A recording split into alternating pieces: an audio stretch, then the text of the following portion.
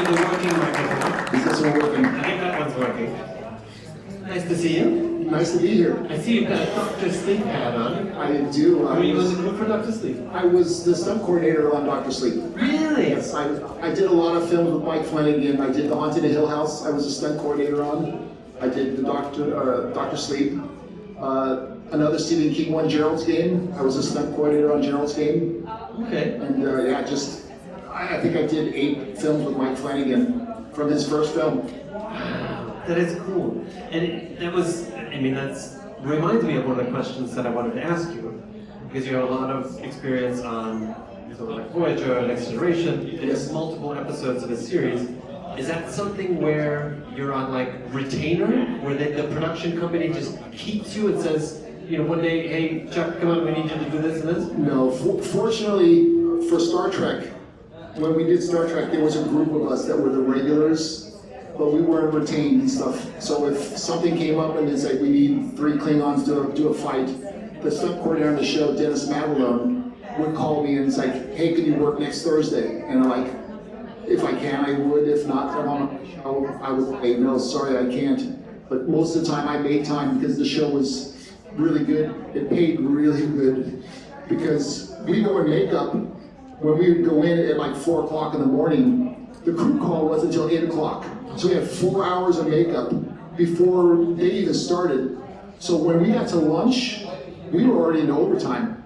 So, God, and then after a 12-hour day, then you take the makeup off, another 2 hours, you're gonna work 16 hours, no problem. And that's for people that don't know, the call times is the time where That's call time you have to show up to go to work. Yeah, that's our work time is 4 o'clock. Actually, it was funny, we were talking about this earlier. The makeup call was 4 o'clock in the morning, but that was for the makeup people. And per their contract with the union, they had 18 minutes to set up their station, which their makeup, all the stuff that they needed. So our call was started 4:18. Of course, we were there 4 o'clock because, I'm not gonna be late. And we would just sit there, wait for them, and sometimes we started early, sometimes it didn't really matter, they didn't care. Nobody was there except for us, the makeup people. The rest of them were sleeping. Okay, stunts are hard enough as it is, but you're doing stunts now in full prosthetics. How much more difficult is that than just regular stunts? It was difficult in the fact that you couldn't hide a lot of pads. It looks like it's big, bulky, but it was skin tight. Most of those suits were made of neoprene, like a wetsuit. So it was hard to hide a knee or elbow pad underneath it. So it was funny, we're talking nowadays with the computers, you can put a crash mat down and you fall down into the mat, no problem. You didn't have that in the 90s when we were doing Star Trek. And the rule was, for the stunt guys, if you get hit by a phaser or you get something like that, the last thing that can hit the ground was your feet. So when you go up, your feet are over your head and you hit flat on your back. And, it paid, like I said, it paid well, but it hurt. It was real. So, and then of course that leads to the classic stuntman question: how many broken bones have you had? You know what? I've been very fortunate. I've never broken a bone. Really? But that being said, because my bones didn't break, I had much worse injuries. I ruptured my kneecap. I tore all the ligaments out of my ankle, and that was when I went into the hospital. I got launched off of what's called an air ram. It sends you through the air on fire. I missed the pads, so I hit the concrete, and it rolled over my foot. So of course I went to the hospital. The doctor comes out after we do the x-rays and says, I've got good news and I've got bad news. Okay, let's hear the bad news. Okay, the bad news is you didn't break your ankle. It's like, well, then what's the good news? Like, well, the good news is you didn't break your ankle. Like, it can't be both. They said, no, you don't understand. If it was broken, we'd put you in a cast 4 weeks, no problem. He says, but we have to look further. If you tore all the ligaments out of your thing that's separated from the bone, you're looking at surgery and a minimum of 6 months of therapy. Of course, that didn't happen because I was back in the set a week later on crutches to get blasted out of the window. Oh my god. And speaking of Star Trek, and doing my homework and kind of read up on different things that you've done, but I found out today you were the last person to receive the Vulcan neck pinch from Leonard Nimoy. This is true. The last person on film, because he didn't do that part ever after that show, the unification episode, and I was just in the right place, right time. There was two of us that were stunt people that were the Romulan guards, and when we went into the room and they put the wall up, the fake wall that they come out of, they said, okay, go here, and then they said, okay, Leonard's coming out this side. That's where I was at, so I got the neck pinch. The poor other stunt guy got hit in the face with a gun. I got the easy one. Because of course, he made the appearance in the Abrams film, but yeah, I don't remember him pinching anybody in that. No, flying around. He never did it again after that. I was the last one in the films, in the TV, nothing. It was the last one. So I'm honored because it's one of those unknown fun facts. But it is fun. And for me, it's an honor because I mean it's Leonard Nimoy, it's Spock. Come on. Did you see Jens? He was walking around. We got a great picture with Jens where he was giving me the neck pinch. We did a good one. Fantastic movie. It's what I had at breakfast this morning. How does somebody get into stunt work? How does that happen? You don't go to school for that, do you? Surprisingly, there are schools, but I wouldn't recommend it because it's really about who you know. I mean, you have to have some ability. I was an athlete growing up. I raced go-karts. I was, whatever sport was in season, I played it. I swam competitively. I was a springboard diver. I did gymnastics. I was all over the place, athletic-wise, so it was natural for me. But in the movie industry, it's all about trust. And now as a stunt coordinator and as a second-year director, I hire people because I trust them to do the job, not hurt themselves and not hurt the crew. So you can be the greatest stuntman in the world. If you don't know the right people, you're not going to work because I don't know if I can trust you. I'm going to put you like, okay, you're going to drive this car and you're sliding up here and stop on this mark. He might be able to do it. I got to know he got to do it. So I'm going to hire my friends that I know can do it to do the stunt. You know, and you might have a camera right there. I doubled John Ritter one time driving a van, and it was down a hill. In the wet, it was raining, and they wanted me to slide up, and they had a camera in the middle of the street, and they said, we want you to put the door right here, and it was literally like a half a meter away from the lens. I'm like, okay, well, where are the camera guys? And he goes like, oh no, they're gonna be on it, they're gonna track you. Like, that's bad. And they're like, and the camera guy goes, oh, if you're a professional, you hit your mark. I said, oh, you know what, game on, you stay right there. And I did it 3 times, right to the spot. And even afterwards, he says, I'm impressed, that was good. I said, I probably shouldn't have done that because the ego got to me, I was young. And it's just dangerous. If something goes wrong with the car, a tire blows out or the brake fails, they have no place to go, they're dead. And so you have to think of things like that. And, you know, in those days I was young and it's like, you're gonna challenge me? Game on, let's go. And that reminds me of an interview I saw once with Danny Trejo. And somebody was like, oh, Danny Trejo, you were in prison, you're a tough guy, you know, but you have a stuntman.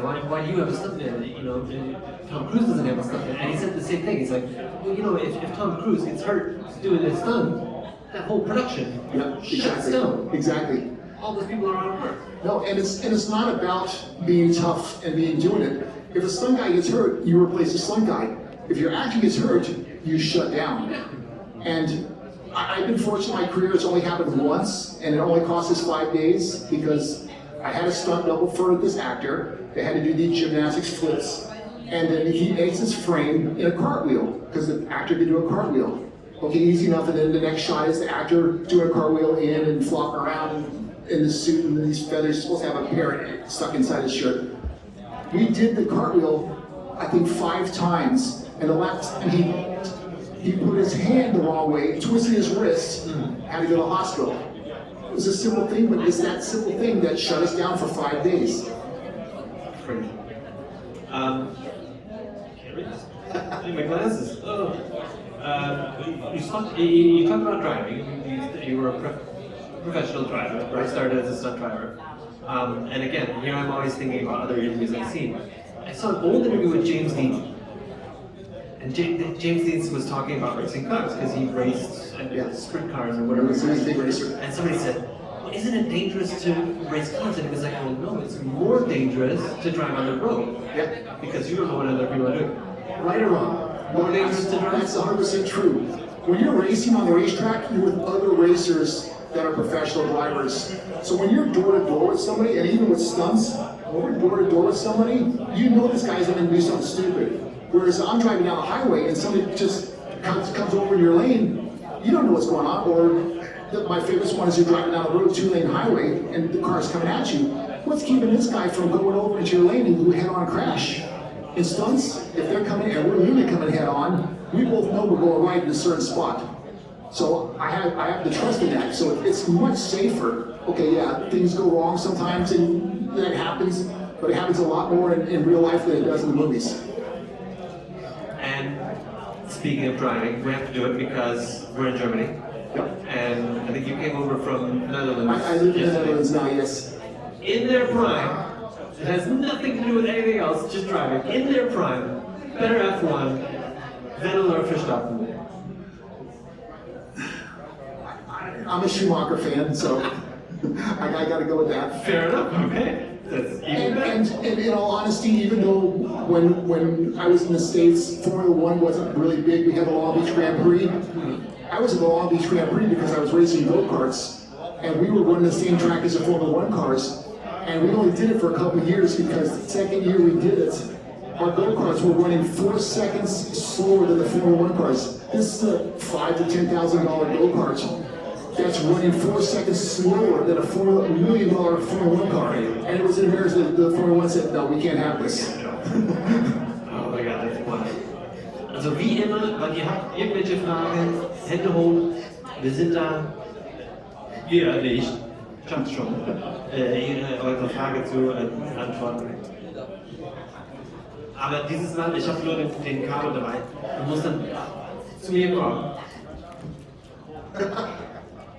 Not a very creative question, but what's your favorite memory from working on Star Trek? My favorite memory from Star Trek, Working on Star Trek. working on it. You know, there's so many of them. Picking one is really tough. I think my favorite one, we did one episode where we were off the stage, because most of the time we were on a sound stage on the sets. But we did a handful of them off the stage, and we did one in Sunland in this rock quarry. And it's a big battle scene where we're running through and there's explosions, there's guys flying through the air and stuff like that. That, to me, was probably the most memorable, my favorite, because of what it was. We did a lot bigger stunts sometimes on set, but it was always on the set, so it's always a controlled atmosphere and everything else. If I had to pick one from on set, for any of you guys that watched it, there's an episode, I don't remember the name of it, but it's where Q is, there's an Amanda character, there's also a Q type, and he goes to get her and she flings him across the room, and he goes flying back into the wall. That was me that doubled him, flying into the wall, and it was the first time I got to double him. And what was cool, because I hit the wall, there was a table there that I hit with my legs that shattered. It was not a breakaway, it was a real table that wasn't supposed to get hit. I didn't have control, I was the airborne, so I couldn't control it. And I hit this and it kind of knocked the wind out of me, and I was hanging on the cable, not quite all the way on the ground, seeing stars, I hear cuts, and I see a hand come down to help me up. I'm thinking it's my boss, Dennis, help me up. I look up, it's John Delancey. And because he wanted to do the stunt, he's like, is there something I can do? Afterwards, he hails me up, it's like, dude, that was amazing. I never forget it. And maybe a year later, he was in a store that my sister worked at up in Pasadena. And he went in and he went through and she's smiling at him because she knew who it was. And I know you, she says to him. And he's like, oh yeah, no. He's like, no, you're my brother's stunt, acting double. And he's like, what? He's like, my brother doubles you. And he's like, you're Chuck's brother? You remember who I was, which was really cool. Because so many times you work with these guys, on the day it's great, they remember you and stuff like that. A year later, Chuck who? You know, we're just here to do a job. He really remembered, and that was kind of cool. Have you had a chance to see him since then, to tell him the story? No, I haven't. I haven't seen him since we finished Star Trek, and so this is 25 years ago. I haven't got to see him, and we've crisscrossed, but I never got to cross paths with him, I would love to meet with him again, because just to share some of these memories would be really fun. And he's one of those guys I really truly think once he saw who I was, he's like, oh my God, and we would pick up right where we left off. I truly believe that. It's kind of fun. Yeah, because I think, sometimes you have, with these different conventions, somebody goes on the circuit, and I just kind of assume that eventually, if you do enough of them, you will run into somebody. Exactly. And I don't do a lot of these. I do specific ones just because they're fun, or like this one has a great cause and stuff like that. So those are ones that I do it, and I mostly do this because I appreciate the fans that come out that are giving me a job because of the way they're fans. It gave me a chance to do my dream job. I love what I do, and so for me to give back to the fans is the most important thing. It really is, and that's not just something that I really mean that. I do this because of that. So you've transitioned from stunt performer to stunt coordinator. Yep, and actually I've moved beyond that. I still do stunts, I still coordinate stunts. Now I'm producing and directing my own projects. So I have my own production company. I just got off last night, of course. I got off a Zoom call. I'm supposed to go back to Michigan to direct a pilot for a new TV series called Birmingham. I don't know when, but they love my stuff. And I have 2 of my own scripts. One that we're going to shoot in Thailand, and one we'll shoot in Malta. Unknown, but I have interest from investors now. So I'm kind of still involved in the business, but I'm taking that interest. I'm 63 years old now, so you can only take so much abuse. I'm still in shape, I still love it.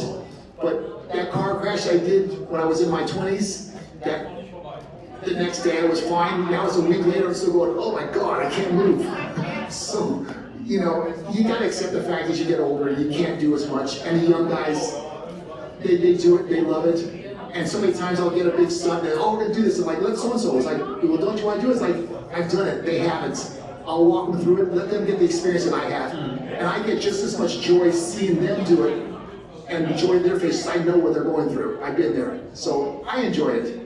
What do you, besides trust, what do you look for in a stunt performer? They gotta listen. Too many times people get the wrong impression of stunt people. They think it's just a daredevil. It's like, oh, watch, I can do this. I'm like, that's not what I'm looking for. If you can do it, great. But don't go jumping off of a roof to try to show off for me, because I don't care. Because that's the last thing I'll look for. I want somebody that's like, I can walk them through it, I can tell them what to do, and they'll do it professionally, and they're professional on the set. They're not trying to brag. It's like, oh, look at me, I'm a big tough stunt guy. Nobody cares.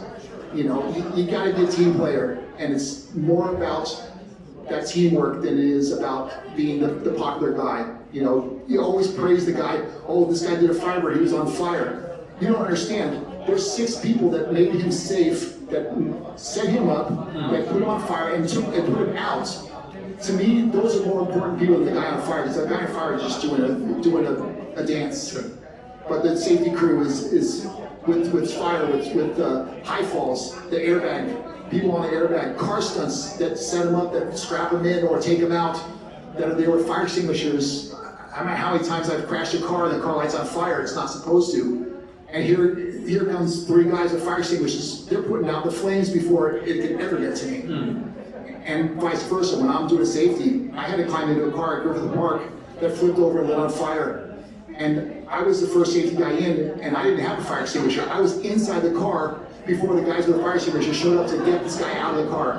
That's my job. The guy in the car, his safety is in my hands, and he knew that, and that's why I was working, because he trusted me. He knew no matter what, I was going to be there for him, and vice versa. So that's what I look for, is that the guy that's willing to go the extra mile, listen, pay attention, and know that we're a team. So it's not the guys from Jackass, who I'm sure were great stunt performers. I don't know. But they hurt themselves a lot. They did. And I know some of the stunt team that was on that, and they even laugh about it. They say, it's like, yeah, these guys are crazy. The stuff was real. It's like, you don't understand, when we do movies, it's pretend.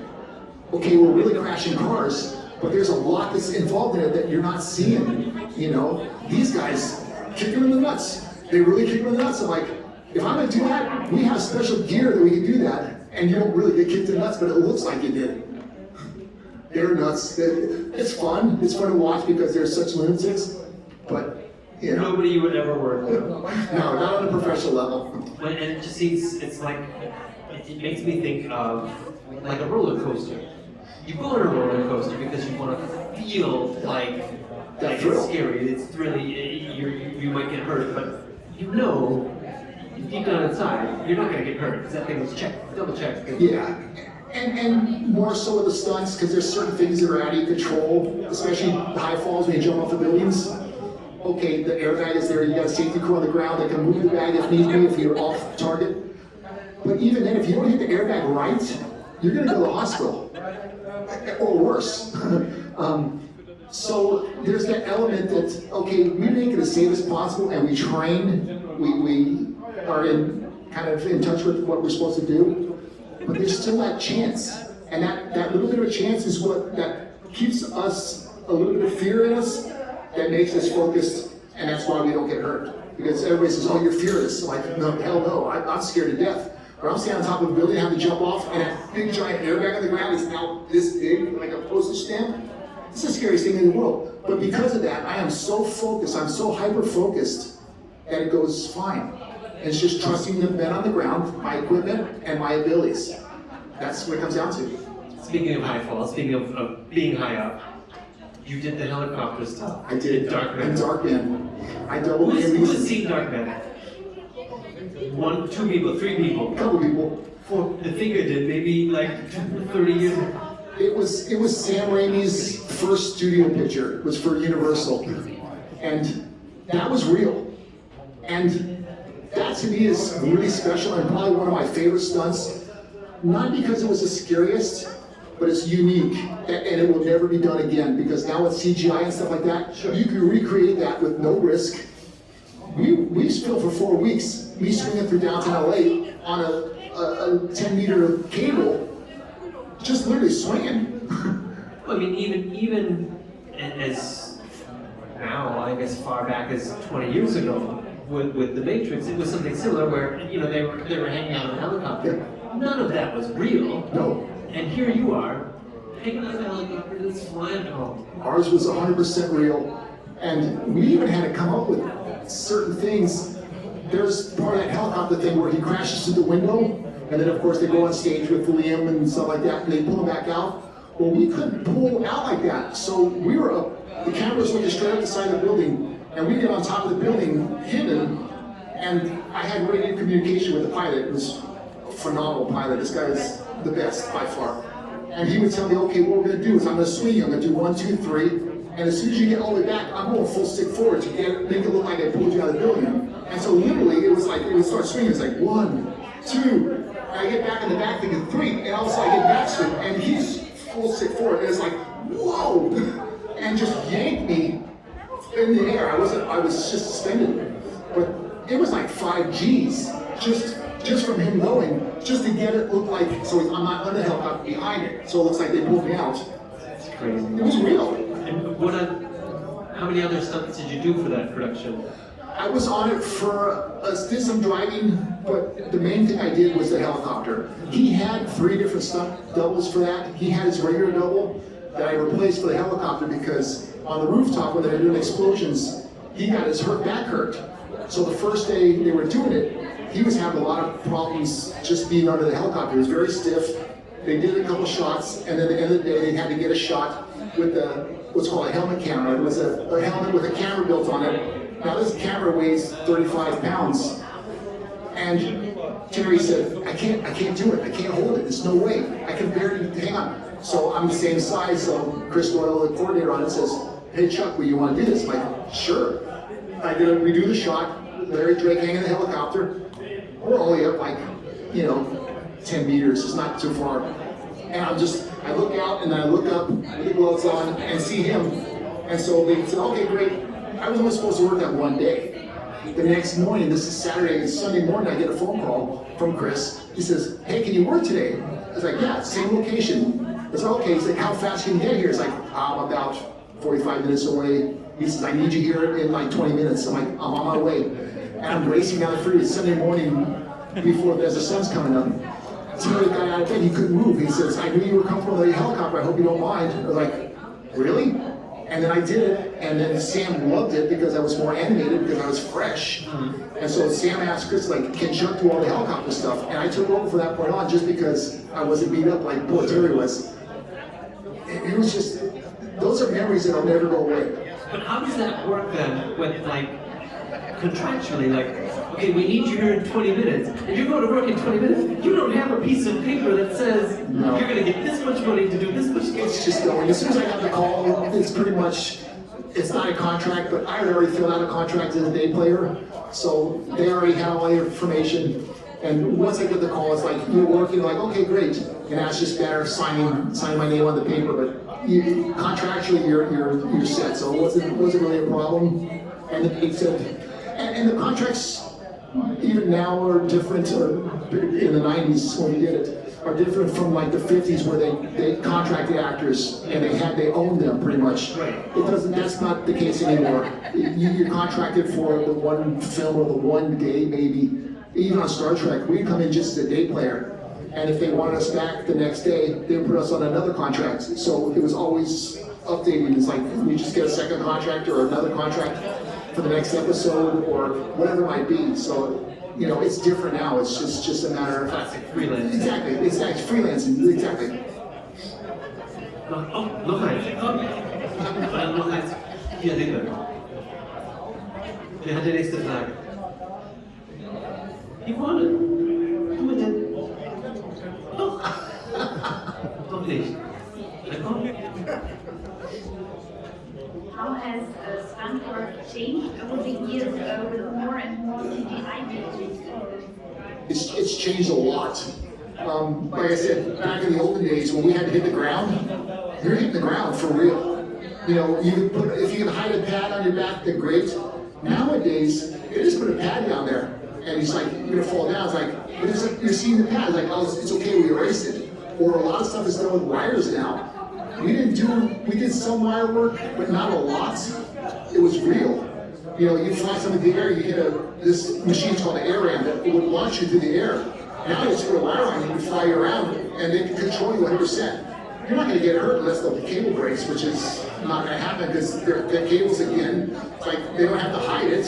So, you know, I can remember doing a wire thing, and when we had to use wires, we used the thinnest wires we needed to, and I would blacken them out. It was a nickel plating thing that we would black out the cables. The special effects guy that did the visual effects was on set that day. And I'm doing it, and he's like, what are you doing? I'm like, I'm trying to hide the cables tonight, so we're making it black so it hides. He's like, no, paint it pink. I'm like, then you'll see it. It's like, exactly, I want to see it, so I can erase it when we get to the editing room. And that's the way it is now. Everything, you throw somebody across the room, it's all on wires. And they used to erase all that stuff. The guy may or may not ever even hit the ground. He hit the ground. It was real. And before me, it was even worse because the cowboys that started the business would just get pummeled. There was no safety. Those guys were nuts. The Japanese guys, it's an honor to get hurt doing a stunt. I'm laughing, like, I've been doing this 38 years, and the average Asian stunt performer in like Hong Kong is 5 to 10 years. I'm like, well, why is that? He's like, because they're too beat up, they can't walk anymore. Because they do it for real, but that's the way they do it. It's changed a lot. And it's gonna change even more. It's gonna get to the point where you don't really have to be a good stunt performer anymore. You just gotta be stupid enough to say yes. You know, because they're gonna control you. They're gonna put you on, they're gonna fly you around, they're gonna do whatever they want. And the actors are gonna start doing this. It's lost some of its appeal. It's still an appeal. There's still some that do a lot of the action that want it old school. They say, you know, I can tell when it's CG. Fast and Furious, perfect example. I worked on the last 2 Fast and Furious movies. I watch the films, and I'm like, what is this? And they go, well, this is great. It's like, no, I was there when we did the sequence. None of that happened. It's all added. Like, you've actually covered up the stunts to make it look more spectacular, and to me, it looks less spectacular because you've done so much to try to bring emphasis to it. The stunts themselves were phenomenal, and I think they're mediocre now. And they're like, oh really? Like, yeah, let us do our job, let's do it practical. People want to see that. Chuck, thank you for taking the time to chat with us today. I'm honored to be I here. hope you had a chance to chat with more people I at spoke more. with almost everybody, he said, I'm loving it. And if not, you're still there. I'm still going over there, come on back. And when you get to it, have a safe trip home. Yes. And hopefully we'll see each other soon. Thanks so much.